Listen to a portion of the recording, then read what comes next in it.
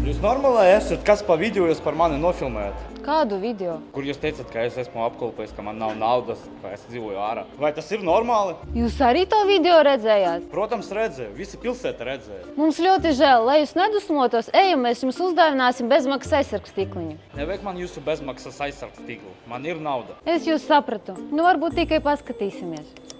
Nu labi, ejam.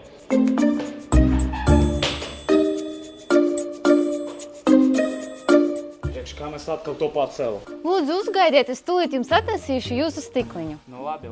Lūdzu, jūsu stikliņš, starp citu, viņš maksā tikai 24,95. Pavisam lēti. Tikai 24,99. Kā domājat, cik daudz cilvēku redzēja šo video? Man liekas, visa pilsēta redzēja. Nu, jūs neuztraucaties.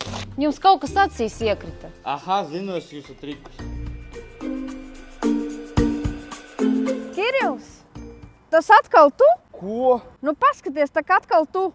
Da nu nevar būt. Šodien pie mums atkal atnāca iztukšots apkopējs. Viņš teica, ka viss ir tāpat kā iepriekš. Es esmu apkolpējis, man nav naudas, es dzīvoju ārā. Mums ļoti žēl. Ejam, mēs jums uzdāvināsim bezmaksas aizsargstīkliņu. Mēs, protams, viņam uzdāvinājām telefona aizsargstīklu, un viņš mums pakluso pastāstīja, kāda viņam ir alga. Tikai 24,99. Viņš atkal nespēja valdīt asaras. Mēs ielikam viņam maisiņā vēl nedaudz aksesuārus, viņš mīļi atvadījās un aizgāja prom.